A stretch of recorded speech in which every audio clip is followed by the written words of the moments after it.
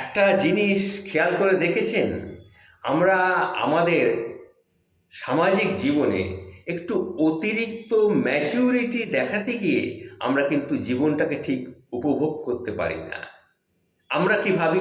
না আমরা তো বড় হয়ে গেছি এখন। এসব বাচ্চাদের কাজকর্ম আমাদের এখন আর মানায় না, সাজে না। সমাজের চোখে আমরা ছোট হয়ে যাব। এইরকম আমরা ভাবি। এইসব কিছু ভাবতে, ভাবতে প্রতিনিয়ত আমাদের শখ, আমাদের ইচ্ছেগুলোকে, স্বপ্নগুলোকে আমরা নিজের হাতেই মেরে ফেলছি। অতঃপর নিজেকে মৃত্যু মনে করে অনুভূতিহীন হয়ে আমরা আমাদের জীবনটা কাটিয়ে দিচ্ছি। আপনার যদি ৪৫ বছর বা ৫০ বছরে গিয়ে বৃষ্টিতে ভিজলে একটু মনটা চায়, তা নেমে পড়ুন না, একটু বৃষ্টিতে ভিজুন না। আপনারা স্বামী-স্ত্রী একসাথে যদি একান্তে একটু সময় কাটাতে চান, তাহলে দূরে কোথাও একটু চলে যান না। সেখানে গিয়ে একটু নিজেরা মন খুলে কথা তো বলতে পারেন। তখন ভাববেন কি না, ছেলেমেয়েরা বড় হয়েছে, তারা কি ভাববে? এই যে চিন্তাটা, এই চিন্তাটা মন থেকে একেবারে ঝেড়ে ফেলুন। বুড়ো বয়সে যদি আপনার ভালোবাসার অর্ধাঙ্গিনীর চুলের বেণী করতে মন চায়, তাও কিন্তু আপনি আপনার অর্ধাঙ্গিনীর চুলের বেণীটা আপনি বেঁধে দিতে পারেন। নাতিপুতি হয়েছে তো কী হয়েছে? আনন্দ করে জীবনটা কাটান। কলিযুগের সাথে আড্ডায় বসে যদি আপনার ফর্মালিটি মেনটেন করতে হয়, তাহলে আড্ডা থেকে চলে আসুন।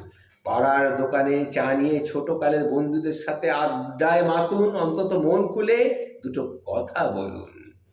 প্রেমিকার হাত ধরে ভালোবাসি বলতে চাচ্ছে মন, কানে সাদা গোলাপ ফুল দিতে মনটা চাচ্ছে, পায়ে একটা পায়েল পরিয়ে দিতে মনটা চাইছে। যদি মনটা চায় করে ফেলুন না, কিন্তু আপনি পারছেন না। কারণ ওই যে ম্যাচুরিটি দিয়ে কখনো ভালোবাসা হয় না, একটু পাগলামি থাকতেই হয়, তবেই না ভালোবাসাটা সুন্দর হয়ে ওঠে। লাল টুকটুকে শাড়ি পরতে মন চাইছে, বয়স বেড়েছে, কিন্তু মানুষ কি বলবে? বুড়ি বয়সে আবার শখ কত?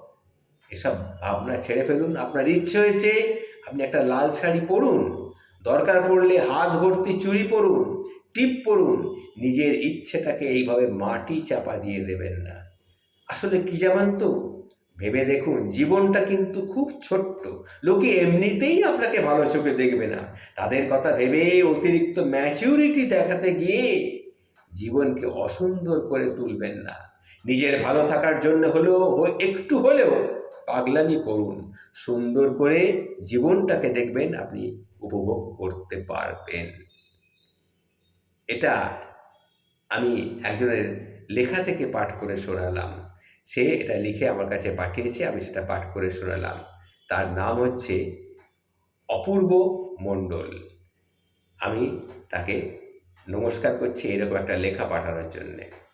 প্রণাম।